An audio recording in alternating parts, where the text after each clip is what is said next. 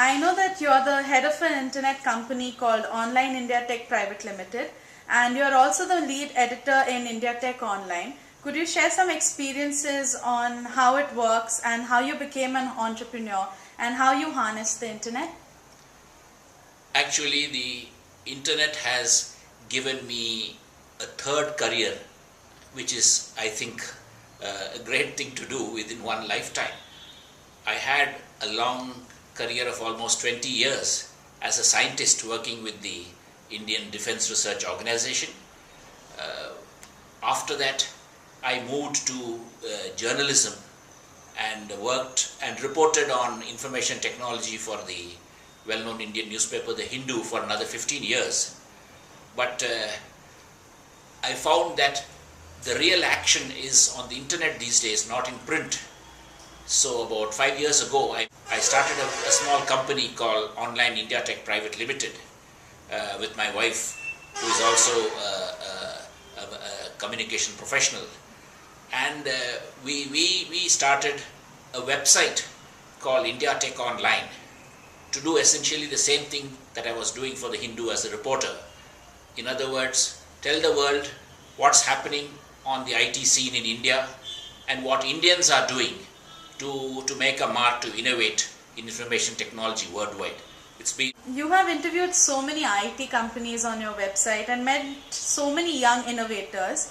What do you think the future of the young Indians is in this stream, on the website, on internet? In fact, this is one of the advantages of being a media person, specifically a tech media person in India.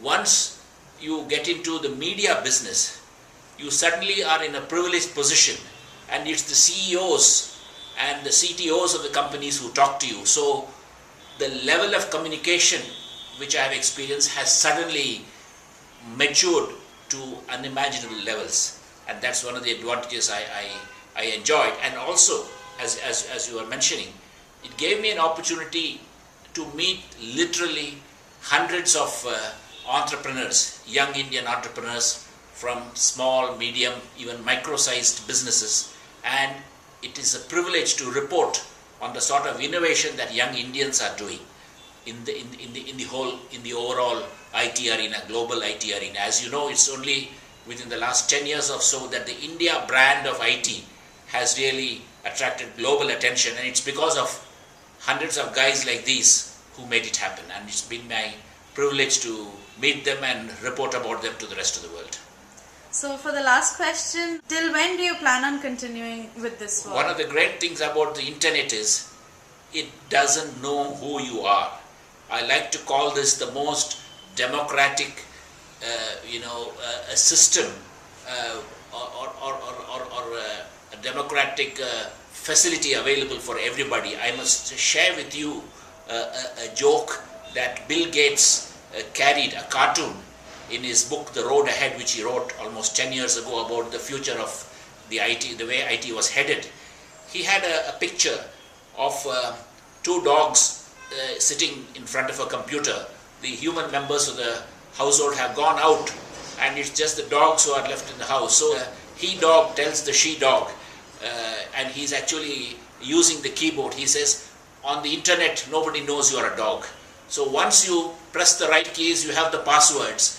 The internet is a totally democratic. It doesn't differentiate between black and white, rich and poor, man or animal. So a day may come when monkeys and dogs could access the net. So that also means that anybody who has something to offer and share with the world can use the internet. It's available for him. The entry cost is relatively lower than any other bricks type of enterprise. And also there is no age limit. As long as I can sit in front of a keyboard and share with the world whatever I have, and as long as there are people out there who find some value in it, there is no retirement age, and that's one of the great things that the internet does. So I'm really enjoying at this point of my life in what I would say version 3 of what Anand Parsati is able to do. I am enjoying the fact that I can do it as long as my fingers will move on the keyboard. Thank you very much for your time. Thank you very much indeed. It was great to talk to you.